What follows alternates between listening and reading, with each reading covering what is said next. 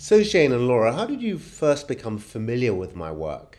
When did I first become familiar? It feels like a lifetime ago when I was first made aware. The books that come out now, it seems to be becoming an event. When a Peter James book comes out, it becomes an event. And I remember that happening.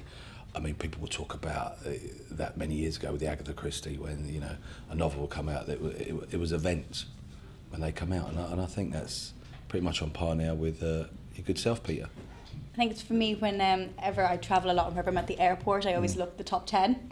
That's that's my go-to, and that's the first time I think I ever saw your book, which is always a good place to be if it's up at number one. What's made you want to be involved in Not Dead Enough? You know, when you meet people and there's a connection. There was something there's part of me that really wanted to be involved in this franchise somehow, if it was the right time and the right part. And I haven't had that feeling when I've met someone or a group of people and I felt something's going to happen here. Shane, how do you feel about taking on the role of Detective Superintendent Roy Grace? Well, as you well know, I've waited years to do this. We spoke about this long before I was even approached about working together on the stage productions. We spoke about, the TV side of Roy Grace, and thankfully, always, when we met many years ago, you said, "Oh, I can see a bit of Roy Grace in you," and I've waited so long to play this. There's only a few parts. One was McMurphy in Cuckoo's Nest, the other one was Scrooge, and now Roy Grace. So it's on my bucket list. Thank you. Shane, you've had huge success in The Perfect Murder. Without asking you to kiss my backside, why do you think Peter James novels work so well on the stage? I think this works because the characters are so well written.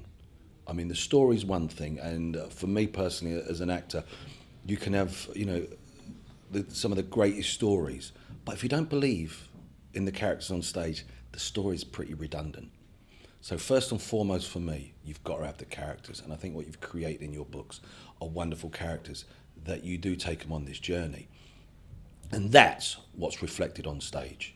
Laura, having recently competed in Strictly Come Dancing, how do you feel about taking to the stage again in a very different way in Not Dead Enough?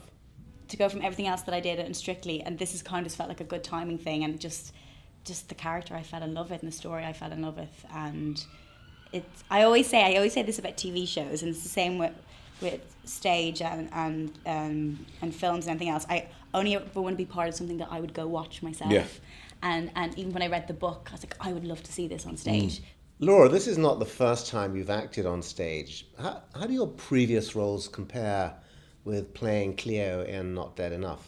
And I played roles like back in Dublin there, like Annie and All My Sons, Lady Macbeth. Yeah, that way. Did you really? Well done. Thanks. And what I liked about Cleo is that she's a feisty, strong character, so I kind of fell in love with that.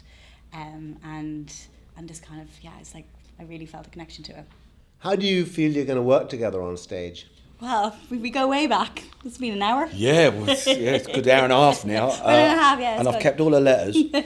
I find it exciting because it's been a while, as you well know, after being in EastEnders for so long, and of course just filming Redwater with Jessie. It's just nice to work with other actors. I mean, because you're always learning. You're watching, my interpretation of what I think some of the characters in the piece would be, and in my head how I imagine it.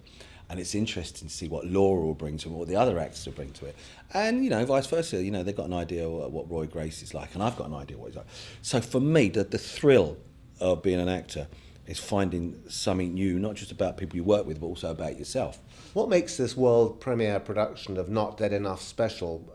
What should audiences be looking forward to?